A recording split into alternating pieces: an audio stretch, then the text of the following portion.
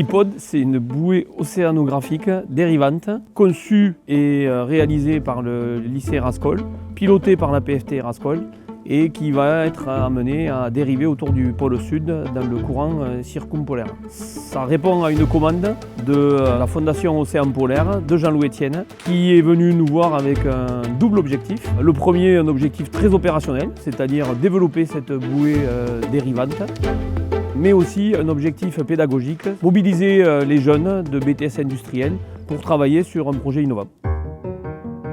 PolarPod, donc c'est polar comme polaire et pod, plateforme océanographique dérivante. Et en dessinant un jour le PolarPod, qui est le grand, je dessinais quelque chose, je me dis mais si on faisait un petit PolarPod. Et l'idée m'est venue effectivement de confier ce projet-là à un lycée professionnel. Le lycée Louis Rascol est devenu une évidence pour moi en tant que Tarnais. Alors comment est-ce qu'on l'appelle ? Je dis c'est un petit pod et on l'appelle T-Pod. Ma volonté, c'était de faire une vraie bouée océanographique, donc quelque chose qui allait durer dans le temps. Les études ont été faites avec les élèves sur la structure, sur l'équilibre. Il y a une partie qui a travaillé, mais qu'est-ce qu'on en fait ? Qu'est-ce qu'on peut mettre comme capteur ? Ils se sont renseignés auprès des fabricants de capteurs pour voir quelle est la fidélité. On ne peut pas envoyer n'importe quoi dans l'océan austral. Et après, la rencontre avec les professionnels Mobilis, dont c'est le métier de faire des bouées. Aujourd'hui, on est à l'entreprise Mobilis qui vient de finir la réalisation de notre bouée dérivante T-Pod. Les enjeux pour Mobilis sur ce projet, ça a été déjà une bouée dérivante. D'habitude, nous, on les amarre. On a aidé à apporter une expertise dans le domaine maritime. Travailler avec un bureau d'études qui fait partie d'un lycée, apporter des nouvelles solutions, expliquer pourquoi et rentrer plus dans le détail. C'est vrai que c'est intéressant aussi d'apporter aux futurs dessinateurs projeteurs une idée de ce que c'est le métier quand on y travaille vraiment en bureau d'études. Je ne pensais pas qu'il y avait plusieurs étapes bien précises avant d'avoir le produit final. Je pensais que c'était beaucoup plus rapide de la conception à la fabrication. Il y a des petits changements qui sont faits. J'ai été impressionné par le rotomoulage et de voir la pièce réelle sur laquelle j'ai travaillé en conception 3D, d'avoir en réalité avec les changements.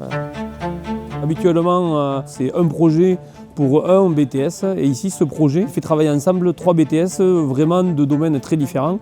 La mission du BTS CPI sur le projet T-Pod est de concevoir la structure à partir de l'analyse très précise du cahier des charges. Cette bouée doit être à environ de 10 mètres au maximum. La masse devra être inférieure à 750 kg puisque cette bouée sera donc déplacée grâce à la bombe du bateau Persévérance. Les étudiants, on peut mesurer l'écart entre ce qui avait été proposé et ce qui est plutôt attendu sur une bouée océanographique. Et grâce à cette expertise, nous avons pu modifier la bouée pour petit à petit la rendre un peu plus conforme avec ce qui se fait usuellement dans ce milieu. Avec les étudiants, nous avons conçu et réalisé la carte électronique qui est embarquée sur la bouée. Alors le but de cette carte électronique, c'est de réaliser la mesure des grandeurs physiques, en particulier connaître l'heure de la mesure, la position GPS de la bouée, la température de l'air, la pression atmosphérique, mais aussi l'intensité lumineuse. On veut connaître également la vitesse et la direction du vent, ainsi que la hauteur et la fréquence des vagues. Notre partie à nous, c'était de récupérer les données qui étaient envoyées par le BTS CLER. Donc ces données, on les a récupérées du satellite Iridium. On les a stockées sur un serveur SFTP et ensuite on les a traitées. On les a mis à disposition via une page web où ils peuvent aller télécharger les données en brut. Il fallait également que des collégiens, par exemple, puissent lire ces données. Donc on a fait des pages assez simples. Les challenges ont été relevés, on va dire grâce au pilotage de la plateforme technologique, mais surtout grâce à l'engagement fort et sans faille des équipes d'enseignants et surtout des étudiants. T-Pod va partir en Nouvelle-Zélande en transport conteneur et on le larguera au milieu de l'océan austral dans les 50e. Ça devrait se passer fin janvier 2026.